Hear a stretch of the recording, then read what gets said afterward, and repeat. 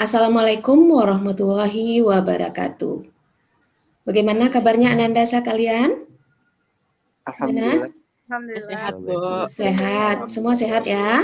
Sehat, Alhamdulillah. Bu. Ibu gimana, Bu? Alhamdulillah sehat juga.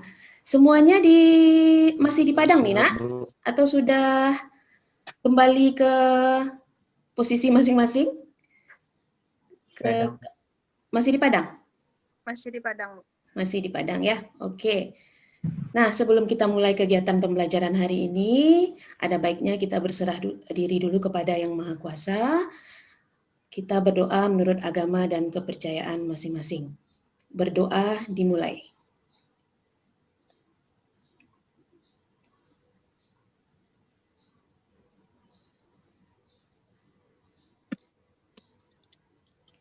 Selesai. Amin ya rabbal alamin. Oke. Ananda sekalian, hari ini adalah pertemuan kita yang terakhir sebelum kita melaksanakan ujian akhir semester ganjil tahun pelajaran 2020-2021 yang insya Allah akan kita laksanakan mulai Senin 23 November yang akan datang. Ya.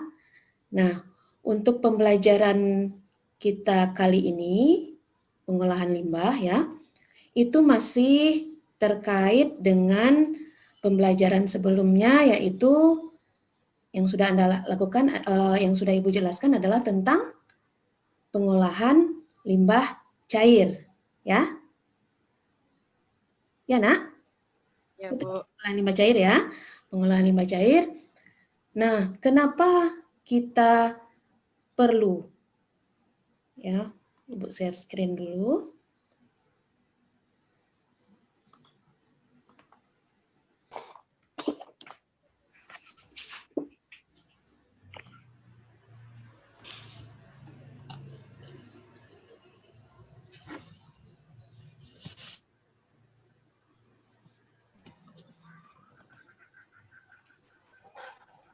Oke, pada pertemuan sebelumnya Ananda sudah Ibu jelaskan mengenai tentang pengolahan limbah cair.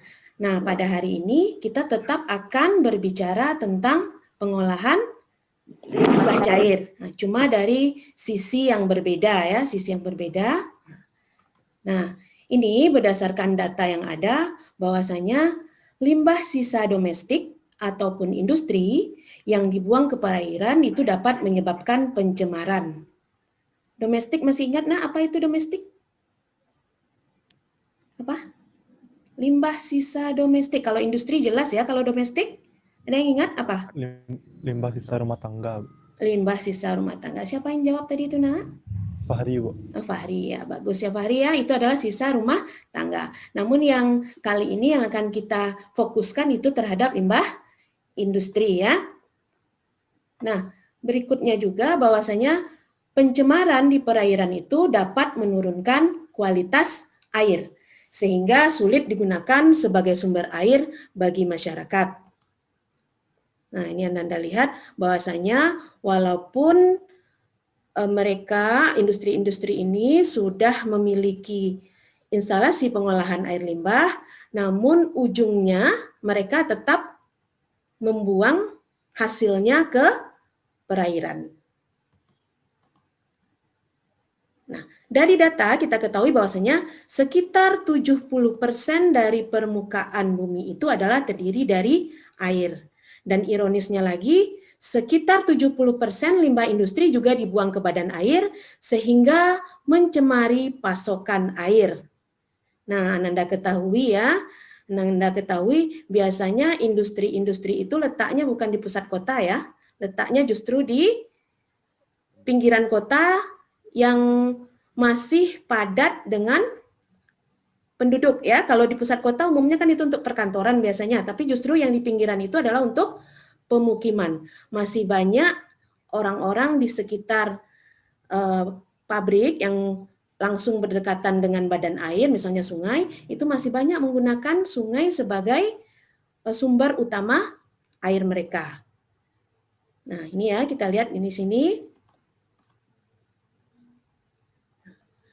data lagi kita ketahui bahwasanya sekitar 250 juta orang di seluruh dunia itu meninggal karena polusi air. Pernahkah Ananda mendengar bahwasanya tiba-tiba ada ikan mati secara mendadak? Pernah nggak dengar seperti itu? Di perairan ikan-ikan tiba-tiba mengapung, atau misalnya tumbuh-tumbuhan atau biota lainnya tiba-tiba mengalami kematian mendadak. Pernah nggak dengar seperti itu? Nah, pernah. Atau tiba-tiba orang-orang yang berada di sekitar perairan sana gatal-gatal ya, gatal-gatal. Atau apa biasanya yang biasa terjadi di sekitar itu, di sekitar air yang ada industri. Ikan yang mati mendadak. Kalau terhadap penduduknya biasanya sakit apa yang banyak yang Anda ketahui? Diare, Bu. Diare ya, diare. Pokoknya hubungannya dengan apa ya? Dengan perut ya, dengan perut. Nah, iya. Ini ya, jadi polusi air itu banyak menyebabkan penyakit kolera, diare, kulit yang paling banyak. Ya. Nah, kenapa? Kenapa tuh? Karena mereka banyak masih menggunakan air itu sebagai untuk mandi. Biasanya mandi, mencuci. Nah, nantinya, Ibu mau tanya ini. Siapa ya? Firdaus. Firdaus nanti bercita-cita kerja di industri enggak? Ya, Nak? Ya. Iya. Nah, kalau misalnya nanti Firdaus bekerja di industri, berarti kalau terjadi pencemaran di sekitar industri di sana, apakah Firdaus ikut ambil bagian menyebabkan orang masyarakat di sekitarnya menderita atau ujungnya bahkan meninggal dunia? Tidak, Bu. Ya. Tidak. Ikut. Nah, Ananda kan kerja di industri sana. Tiba-tiba di sekitar sana terjadi diare, tadi kolera, penyakit kulit, bahkan ada yang menyebabkan kematian. Ananda kerja di industri sana. Di industri yang limbahnya dibuang ke perairan tadi. Ikut andil bagian enggak menyebabkan kematian di sana? Ya. Ya. Yang lain bagaimana? Ikut andil bagian enggak kita itu berarti sebagai pelaku industri? Iya, Bu. Iya. Ya, Bu. Secara tidak langsung ya, Bu. Iya, secara tidak langsung ya. Nah, pertanyaan Ibu, apakah industri itu memang tidak melakukan pengolahan limbah? Padahal wajib ya. Iya. Semua industri itu wajib mempunyai instalasi pengolahan air limbah atau yang kita sebut dengan IPAL. Yakin kan Ananda itu semua industri punya IPAL? Yakin. Yakin. Tapi kenapa kok masih ada polusi atau pencemaran air di sekitar industri itu? Apa yang menyebabkannya? Ada yang tahu? Dia jelas-jelas ini sudah punya IPAL, sudah dilakukan pengolahan.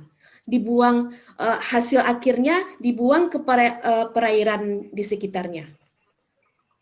Nah, ternyata tiba-tiba terjadi kejadian yang seperti yang Ibu ceritakan tadi. Tiba-tiba ada yang sakit, bahkan berujung kematian. Apa penyebabnya? Pengolahannya tidak sesuai, Bu. Pengolahannya tidak sesuai. Siapa tuh, Nak? Yang ngomong itu tadi siapa? Intan, Bu. Hah? Intan, Bu. Intan. Oke, pengolahannya tidak sesuai. Betul. Harusnya bagaimana, Intan? Harusnya sesuai aturan yang udah ditetapkan sama undang-undang, Bu. Undang-undang. Misalnya berapa pH-nya harus sesuai.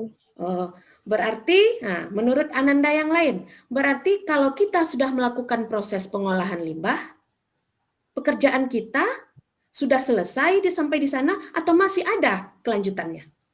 Coba, siapa yang bisa? Ada, Bu. Coba Rafli, coba. Kita melakukan analisis terhadap air tersebut, Bu. Kayak misalnya kayak analisis COD, BOD. Gitu. COD, BOD gitu. Walaupun sudah kita lakukan proses pengolahannya. Ya. Iya.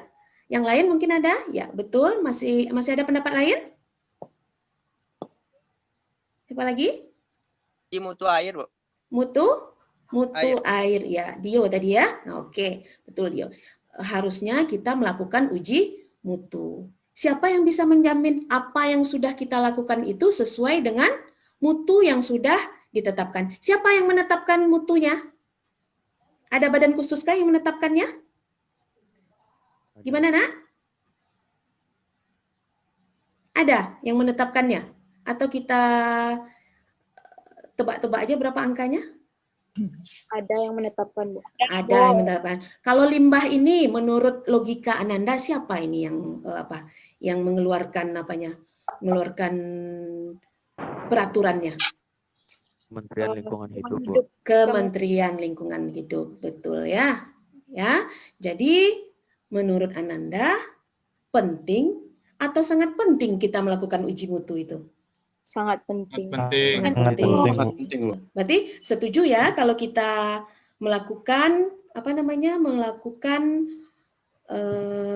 uji mutu hasil pengolahan limbah. Setuju? Setuju, Bu. Nah, Ibu Setuju. ingin melihat itunya lah. Tanda setujunya coba keluarkan jempol virtualnya mana yang menyatakan setuju itu. Oke, udah banyak ini. Udah bisa? Iya, oke. Setuju semua, sangat setuju bahkan ya, sangat setuju. Oke. Nah, oke, terima kasih ya. Nah, kita lanjutkan. Nah, ini yang Ibu sebutkan tadi tiba-tiba ikan mati mendadak.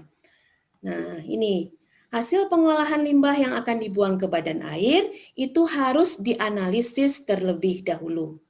Nggak main yakin aja ya, saya sudah melakukan pengolahan limbah, berarti boleh langsung diedarkan ke perairan. Tidak boleh seperti itu.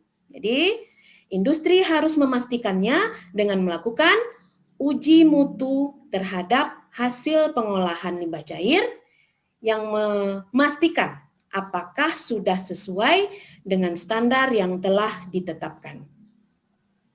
Sampai di sini Ananda bisa paham kenapa kita harus melakukan uji mutu? Paham, bisa dipahami ya. Nah, berarti memang uji mutu ini sangat penting dilakukan oleh semua pelaku industri. Ya, Ananda tentunya nanti tidak mau pas dihisap nanti kerja di perusahaan ini tidak melakukan uji mutu. Nah, ikut ambil bagian ya. Ikut ambil bagian jika Ananda melakukan pembiaran terhadap industri tempat Ananda bekerja tidak melakukan uji mutu. Ya. Kalau tidak dilakukan uji mutu itu, kita melakukan uji mutu itu mungkin sebelum-sebelumnya aman-aman saja. Tapi Ananda yakin kan kalau alat-alat itu makin lama, apakah efisiensinya tetap sama dari awal sampai akhir kalau kita menggunakan alat itu? Enggak, Bu. Logikanya semakin berkurang kan? Iya, Bu. Itu logikanya. Nah, logika. Oke. Nah, apa yang harus kita lakukan? Langkah-langkah apa saja yang harus kita lakukan dalam melakukan uji mutu itu? Nah, yang pertama yaitu kita harus ketahui dulu parameter uji mutu yang akan ditentukan. Yang kedua, tentukan metode analisis untuk uji mutu yang sesuai. Yang ketiga, lakukan uji mutu sesuai prosedur.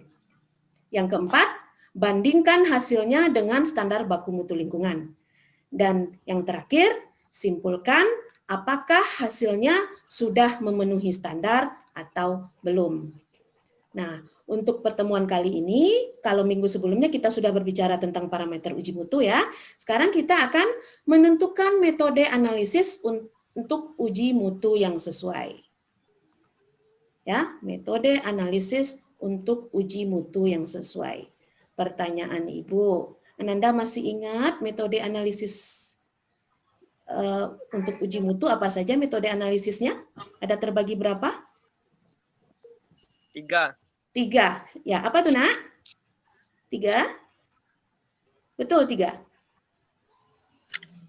Apa yang 3 itu? Ya. Gravimetri. Apa lagi? Volumetri sama instrumentasi. Oh iya, betul. Dio tadi itu, Nak? Ya. Ya, terima kasih. Betul sekali ya. Nah, sekarang pertanyaan Ibu. Tadi sudah dikatakan teman-teman si Dio ya bahwasanya metode analisis untuk uji mutu itu ada 3. Nah, Ibu tekankan lagi di sini bahwasanya metode analisis untuk uji mutu ini maksudnya adalah metode analisis yang akan kita gunakan untuk melakukan uji mutu yang sesuai. Ya, metode analisis yang akan kita gunakan untuk melakukan uji mutu yang sesuai. Tadi sudah dikatakan Dio ada 3 ya. Nah, sekarang pertanyaan lanjutan Ibu, apa pentingnya kita mengetahui metode analisis yang digunakan? Wajib kita ketahui atau sekedar mengetahui saja? Wajib. Wajib. Wajib, Bu. Wajib. Nah, coba siapa ya, Ibu? Siti ya, Siti. Kenapa kita wajib mengetahui metode analisis itu, Nak? Untuk memudahkan kita menganalisisnya, Bu. Untuk memudahkan kita menganalisisnya. Oke, bisa Ibu terima. Atau bisa yang lebih melengkapi lagi, yang lebih pas lagi apa? Nggak salah ya, Siti? Betul ya. Tapi ada yang lebih lengkapnya lagi. Siapa yang bisa melengkapi lagi? Apa pentingnya kita mengetahui metode analisis yang digunakan?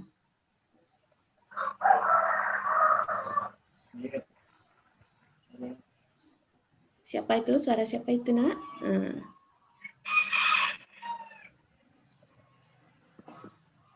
Misalnya ya,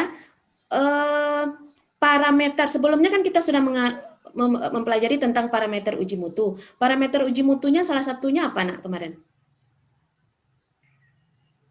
Apa yang akan kita uji? Parameternya. Apa? DO. Nah, DO. Kalau kita tidak mengetahui metode analisisnya, apa yang akan kita kerjakan? Tahu apa yang akan kita kerjakan?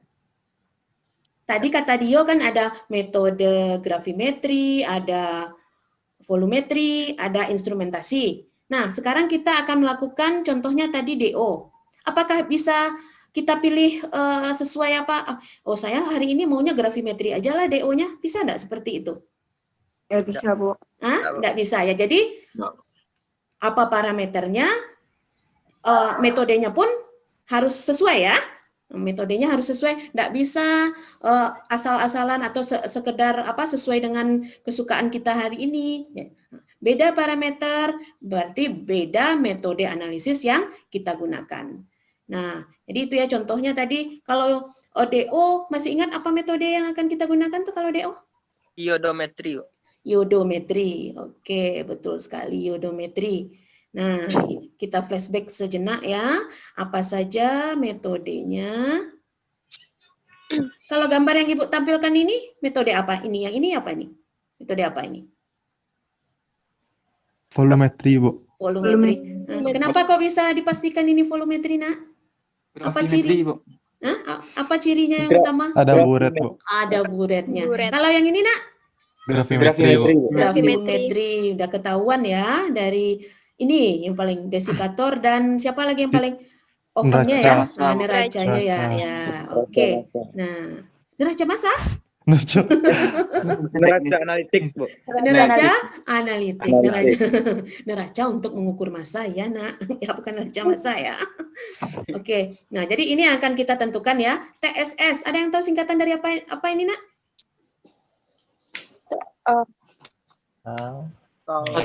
Total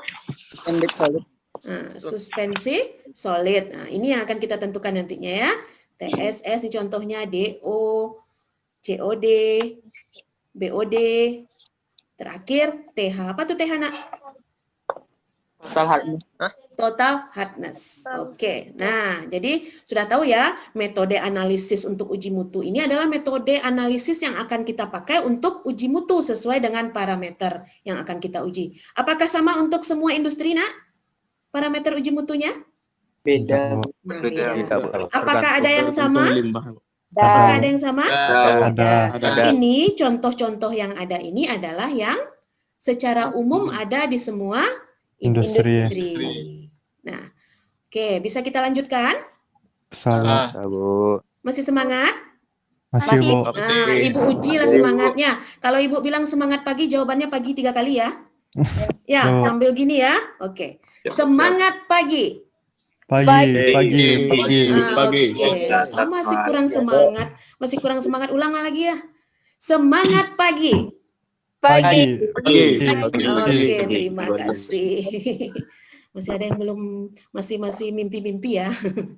Oke, kita masuk yang pertama yaitu TSS.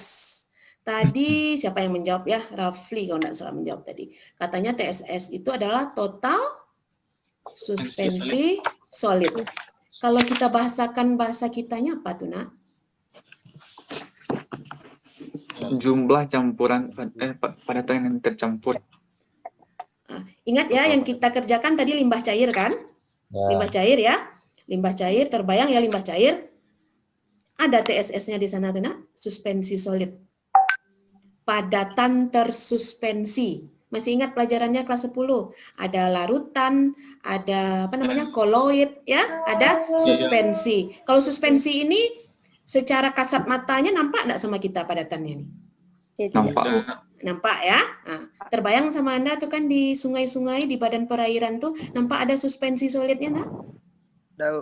Ya, Iya. enggak air jernih aja kan yang nampak? Pasti ada suspensi solid ya. Nah, Ya, Bu. ya. Ya, Bu. Sekarang kita lanjutkan. Di sini katanya TSS adalah jumlah miligram total padatan tersuspensi dalam setiap 1 liter air limbah. Nah, metode analisis yang digunakan adalah metode analisis gravimetri cara penguapan. Nah, ketika Ibu menyebutkan analisis gravimetri, ya, analisis gravimetri. Diva, apa yang terbayang langsung kalau gravimetri, Nak? Langsung di dalam kepala itu apa yang ada nampak? Itu Bu, desikator Bu. Desikator, iya desikator. Terus apa lagi? Neraca analitis, Bu. Neraca analitis. Iya. Nah, ada yang bisa bantu Ibu, Nak? Apa itu metode analisis gravimetri? Ibu agak-agak lupa ya, ini apa lah ini ya gravimetri. Nah, maklum lah ya udah faktor U-nya. Apa? Gravimetri. Asal katanya dari grafi dan metri. gravimetri asal katanya dari dari mana? Ada dua ini, gravitasi dan metri. Kalau metri artinya udah tahu pasti ya, apa? Metri. Pengukuran. Kalau gravitasi, kalau kita berbicara tentang gravitasi, langsung kepala kita itu ingatnya apa gravitasi? Massa. Berat atau massa. Nah, ingat-ingat. Nah, Rijal ingat nah apa arti kalau begitu artinya analisis gravimetri dengan bahasa sendiri aja. Analisis kuantitatif. Ya. Analisis Rijal? kuantitatif yang berdasarkan analisis massa, Bu. Analisis massa.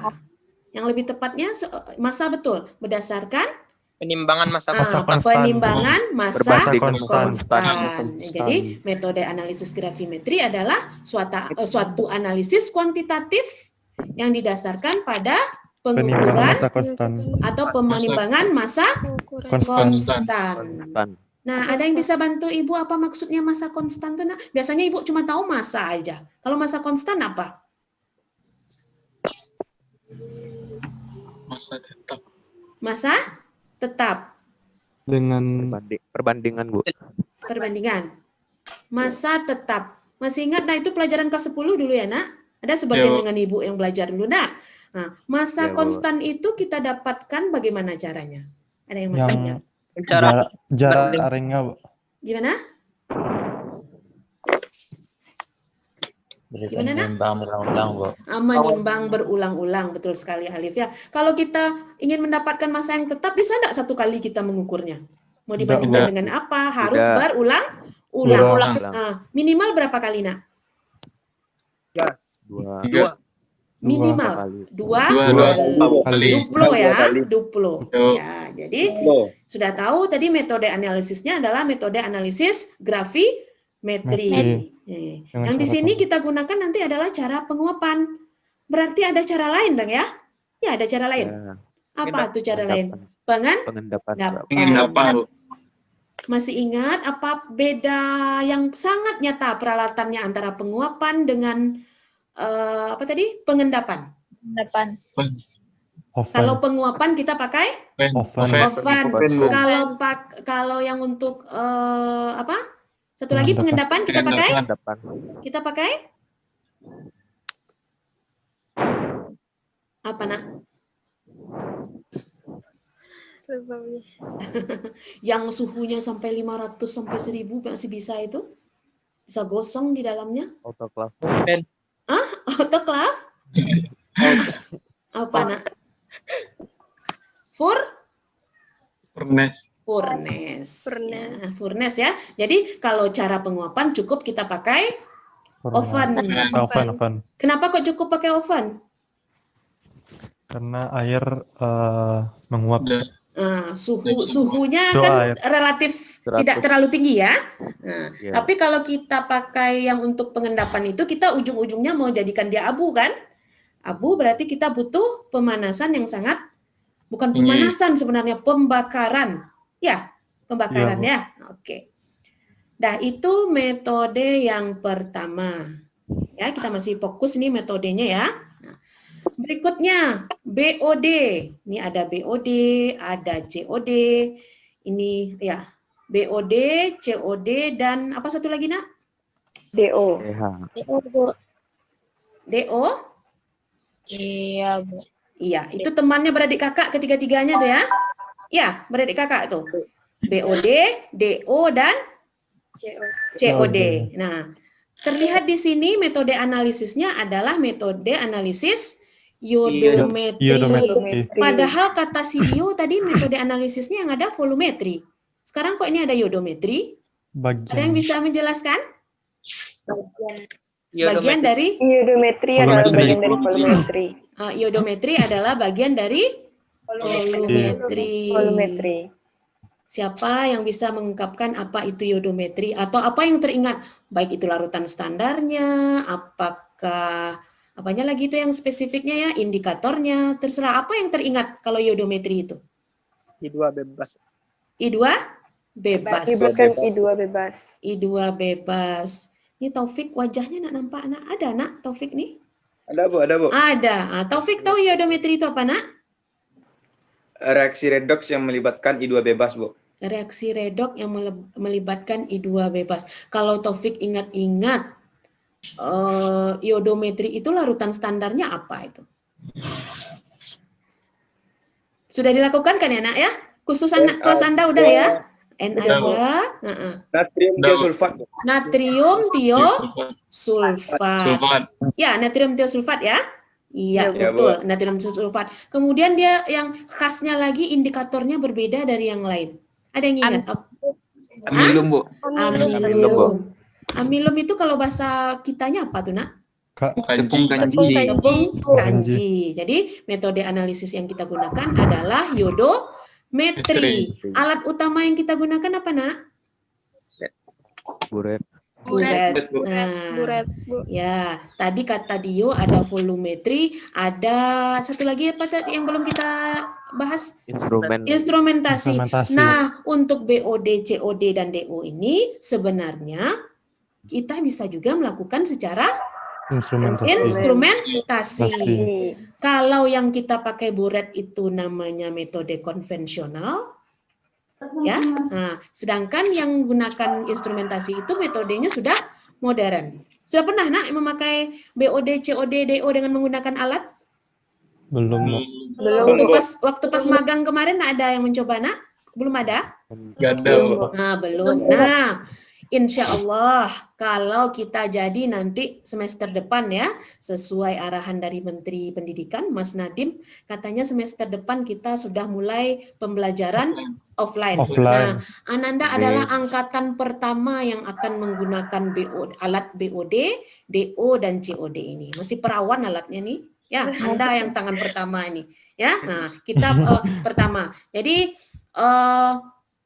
tetap kita akan melaksanakan kedua jenis metode tadi, baik yang konvensional menggunakan buret ataupun menggunakan alat. Atau mau langsung alat aja, nggak usah yang konvensional ini, Nak? Konvensional aja. Nah, konvensional ini tetap butuh. Justru sebenarnya menariknya titrasi itu ketika Anda menggunakan secara konvensional ya, enggak semua orang bisa titrasi itu. Ada trik-trik tertentu. Walaupun Ananda sudah pernah melakukannya, masih ada yang salah ya. Ya, tapi kalau menggunakan alat tinggal apa aja lagi? Tekan tombol. Ya, nah, tekan tombol aja. Oke, nah jadi ini ya, kita akan melakukan metode analisis iodometri. Nah, berikutnya, yang terakhir itu adalah metode analisisnya adalah Total hardness. Metodenya adalah Kompleksometri. kompleksometri. Masih bagian dari Volumetri. volumetri. Sama seperti yang tadi, ini kita tetap akan menggunakan dua macam Metode. cara. Pakai instrumen dan pakai buret ya, konvensional, secara konvensional. Nah, ya. Nah, jadi bisa diulang apa saja metode yang akan kita gunakan, Nak? Siapa ya yang kayaknya belum open mic dari tadi, siapa ini? Fitria, apa saja 3 metodenya, Nak? Bisa diulang lagi? Gravimetri, Ya. volumetri sama instrumentasi, Bu. Gravimetri, volumetrinya. Enggak, metode yang kita pakai di parameter uji mutu sekarang, Nak. Kalau itu kan secara umum ya. Nah, sekarang kan sudah jelas tuh yang akan kita uji tadi parameternya apa saja tadi? Yang pertama tadi apa? Yang pertama tadi parameter uji mutunya apa yang pertama tadi? TSS. Nah, TSS apa metodenya, Fitria? TSS tadi gravimetri penguapan, Bu. Gravimetri penguapan. Terus apa lagi yang akan kita uji? Parameternya? BOD. Ada adeknya 2 lagi, siapa? BOD? COD sama DO. BOD sama DO. Itu metodenya apa? Iodometri. Masih ingat tadi apa larutan standarnya? Na2SO3, Bu. Na2S2O3. Duanya lupa. Natrium Tiosulfat. Kalau enggak ada duanya itu natrium sulfat namanya. Tapi karena ada 2 namanya berubah menjadi Natrium tiosulfat. Nah, yang berikutnya yang terakhir kita akan melakukan parameter uji mutunya apa tadi, Fitria? Yang terakhir, nih masih ada di layar Ibu. Total hardness. Metode apa yang akan kita gunakan ini, Nak? Kompleksometri. Nah, kompleksometri ini kita masih belum apa tadi lagi ya, belum terlalu kita bahas. Nah, analisis kompleksometri, ada yang masih ingat apa itu? Analisis yang didasarkan pada pembentukan senyawa kompleks. Pembentukan senyawa kompleks, betul, Rafli. Nah, kalau pembentukan senyawa kompleks, berarti sampel kita itu berupa apa nantinya? Yang bisa membentuk senyawa kompleks itu siapa dalam kimia? Ligan dan logam dan ligan. Berarti sampel kita berupa logam ya? Yakin di limbah-limbah cair tadi itu ada logam, Nak? Yakin? Ya, Bu. Coba Ibu tanya Ibnu, kalau di limbah itu logam atau ion logam? Logika ya, Nak? Logam atau ion logam? Coba Ibnu. Ion logam. Ion logam. Pernah nampak di di sungai itu ion logam, nampak enggak ion logamnya? Tidak. Yang nampak justru ada kalau logam ya. Kalau logam itu berarti bukan limbah cair. Kita berbicaranya tentang limbah cair. Nah, kalau analisis kompleksometri berarti sampelnya harus berupa ion logam. Ion logam. Nah, sepengetahuan Ananda semua, ion logam apa yang paling banyak dalam perairan? Yang pasti ada apa? Ion logam. Logam positif atau negatif, Nak? Positif atau negatif logam? Positif. Ingat-ingat, positif yang ada di dalam air itu apa yang paling ada? Jangankan di air limbah, di air sumur pun ada. Apa? Na+. Itu pasti ada ya. Natrium pasti ada. Apalagi yang ada? CU tembaga. CU tembaga. Itu tergantung limbah apa yang kita alirkan ya, enggak semua ada ya, tapi yang kalau yang secara umum ada, betul yang tadi, Na pasti ada. Nah, paling enggak dari tanah yang terbawa kan, itu pasti ada natrium. Apalagi yang pasti ada? Magnesium. Nah, kalau kita berbicara tentang total hardness, berarti itu adalah tentang magnesium. Apa temannya, teman abadi total hardness ini selain magnesium siapa lagi, Nak? Kalsium. Kalsium. Jadi ion Ca2+ dan ion Mg2+. Itulah yang kita kenal dengan kandungan apa namanya di air tuh, Nak? Total hardness ini berarti menentukan apa ini? Kesadahan, betul sekali. Ya, kesadahan. Berarti yang di air itu pasti ada. Cuma kadarnya kan kita enggak tahu berapanya ya. Berapanya itu kita enggak tahu. Iya. Ya, berapanya kita enggak tahu. Nah, kalau kita berbicara tentang Ca2+ dan Mg2+, di air sumur kita biasa ada, Nak? Ada pernah dicobakan dulu? Caranya masih ingat kompleksometri? Pernah. Ada. Apa sampelnya dulu, Nak? Air sumur juga, Bu. Air sumur. Air sumur, Bu. Air sumur. Setelah diuji kadar Ca2+ dan Mg2+-nya apa kesimpulannya dulu? Cuman kadar kesadahan, Bu. Kadar kesadahan sudah diketahui kadar kesadahan, ternyata air saya ini air sadah. Apa kesimpulan Ananda dulu? Berbahaya enggak air sadah itu? Berbahaya. Berbahaya terlalu jika banyak, belum Bu. diolah, Bu. Cukup berbahaya. Cukup berbahaya. Nah, kalau Ca2+ dan Mg2+ itu kita butuhkan. Yakin Ananda itu dibutuhkan? Ya, kita Ya, butuhkan. Cuma Ya. kan ada itunya, ada batasnya. Kadar. Kadar. Maksimalnya kan ada. Kalau Kadar. sudah kita sebut dia air sadah, berarti sudah melewati batas atau di bawah batas itu? Sudah melewati. Ya, Sudah melewati. batas. Berbahaya atau tidak? Bahaya. Berbahaya atau tidak? Berbahaya ya. Nah, Berbahaya. nah, kita hubungkan kembali dengan tujuan pembelajaran kita hari ini. Tadi Ibu bilang kan kita melakukan uji mutu hasil pengolahan limbah cair ya. Kenapa kok kita butuh mengetahui COD, BOD, DO, dan tiba-tiba ini air sadah ya. Nah, kalau DO, COD, BOD tadi kan itu hubungannya dengan kandungan oksigen. Kalau itu tidak sesuai dengan standar yang sudah ditetapkan, ada temannya bilang tadi standarnya menurut Kementerian Lingkungan Hidup tadi ya. Kalau misalnya kadar oksigennya di bawah dari standar, apa akibatnya bagi perairan kita? Contoh yang mana tadi? Contoh yang mana tadi kalau kadar oksigennya rendah itu? BOD. Ya, contoh yang mana? Ikan gimana tadi, Ikan, Nak? ikan mati. Ikan mati, berarti dia kekurangan Kekurangan oksigen. Atau tadi yang menyebabkan, tapi kita kan intinya kita berbicara tentang kimia ya. Kalau misalnya diare, kolera tadi itu, kandungan apanya itu, Nak? Kandungan Tidak sesuai. logamnya, Bu. Logam? Logam bisa jadi, tapi yang lebih tepatnya apa lagi, Junsan? Dengan bakterinya, Bu. Bakterinya Mikroorganisme. atau mikroorganisme. Ya. Cuma yang kita batasi sekarang adalah parameternya adalah parameter kimia. Kimia. Nah, kalau yang gatal-gatal tadi kira-kira kandungan apa yang banyak di sana tuh, Nak? Apa tuh metode yang kita pakai? BOD. Biologi. Kalau yang gatal-gatal tadi?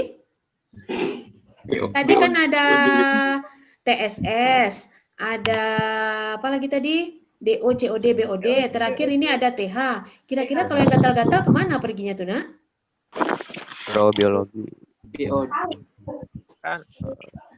Logam ada nggak yang menyebabkan gatal-gatal? Ada. Ada?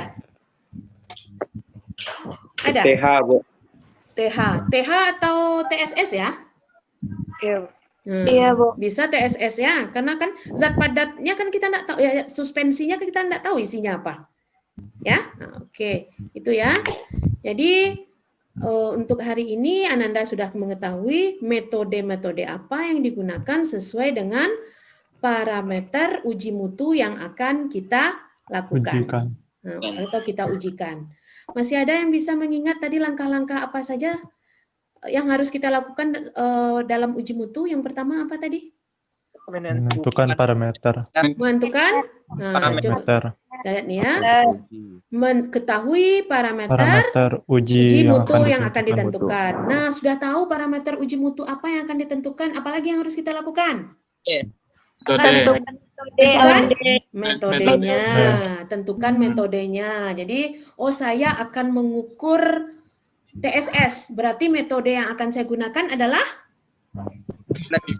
gravimetri. Nah, ya, penguapan. Setelah kita ketahui metodenya, apa yang harus kita ketahui lagi, Nak? Langkah berikutnya? Bukan sesuai prosedur. Lakukan uji mutu sesuai prosedur. Ini harus nih sesuai prosedur.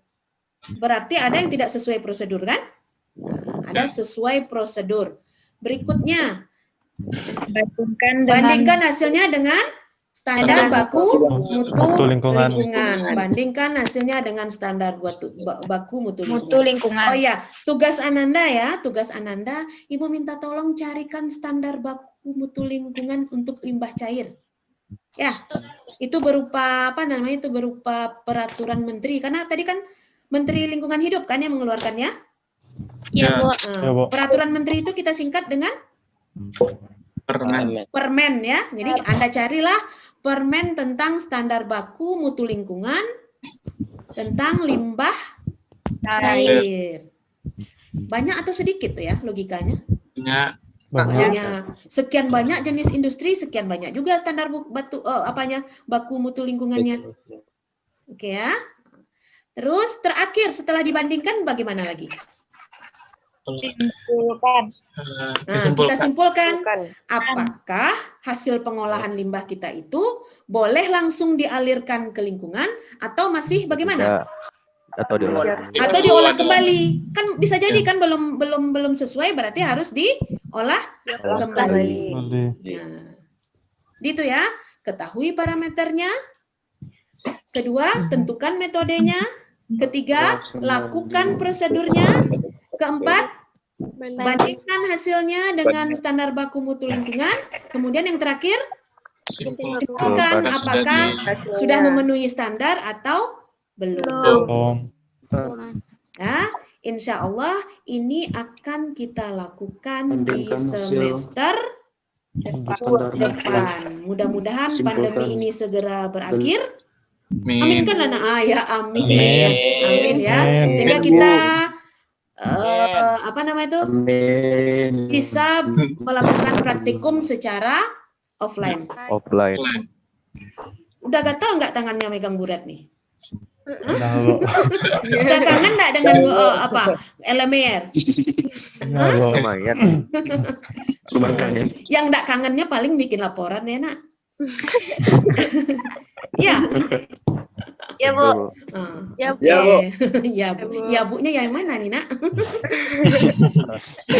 Oke, jadi itu ya 5 langkah yang harus Ananda lakukan ketika harus melakukan uji mutu hasil pengolahan limbah cair. Bisa dipahami Ananda semua? Bisa, insya Allah. Bisa nanti menjawab ujian ya, kalau Ibu keluarkan soal-soal terkait seperti ini. Insya Allah. Untuk ujian semester kita, bahannya dari insinerasi mulainya ya. Yang pengomposan nggak masuk lagi, Nak. Dari insinerasi sampai yang terakhir ini. Berarti nilainya di rapor nanti ada 3 KD. 3 KD ya. Oke, nah sebagai penutup, berarti kan Ananda sudah yakin tadi kita harus ya wajib melakukan uji mutu. Setiap industri harus melakukan uji mutu hasil pengolahan limbah cair. Oke, dengan demikian ya silahkan Ananda lakukan uji mutu hasil pengolahan limbah cair, bandingkan hasilnya dengan standar baku mutu lingkungan, sehingga lingkungan kita menjadi aman dari pencemaran. Setuju Ananda semua? Setuju. Nah, setuju. Oke, demikian saja pertemuan kita kali ini. Semoga Ananda semuanya bisa sukses dalam menjalankan ujian akhir semester 2 minggu yang akan Anda lalui ya. Ya, dengan hasil yang tentunya bisa membahagiakan kedua orang tua Ananda. Amin. Amin ya rabbal alamin. Demikian saja. Wassalamualaikum warahmatullahi wabarakatuh. Waalaikumsalam warahmatullahi wabarakatuh. Oke. Oke, silahkan live ya, Nak.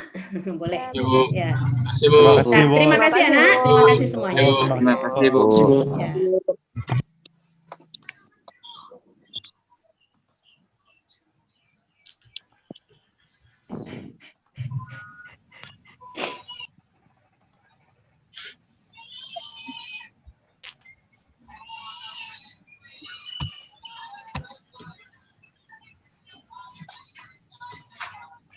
Absen MTK.